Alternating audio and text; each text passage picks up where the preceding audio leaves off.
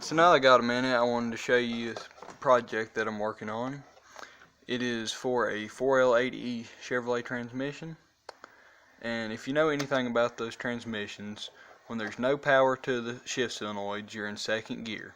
When there's power to the first solenoid, you have first gear. Power to the second solenoid, you have third. And both on is fourth, both off is second. So I've always wanted to make a indicator that told me what gear the solenoids was trying to put the transmission in, and then I'm going to eventually do a torque converter lockup.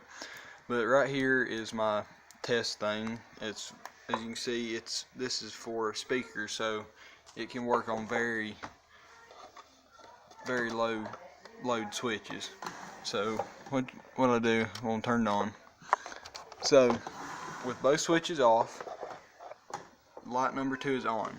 So you flip the first switch, which is the first solenoid, there's first gear, down there's second, the third one up is third, and both of them up is fourth.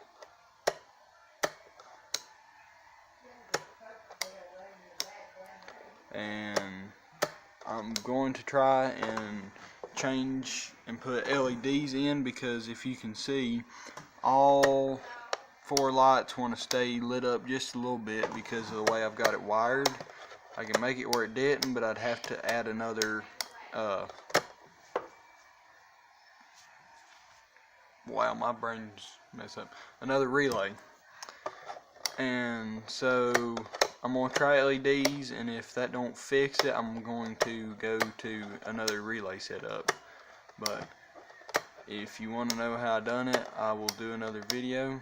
But right now it's 2 switches, so these will be the shift solenoids getting power, 2 relays, and 4 lights. So first, second, third, and fourth. So yeah, let me know what you think of this, if you think you would use it in your truck, or if you think it's just a waste of time. But I think it's pretty cool.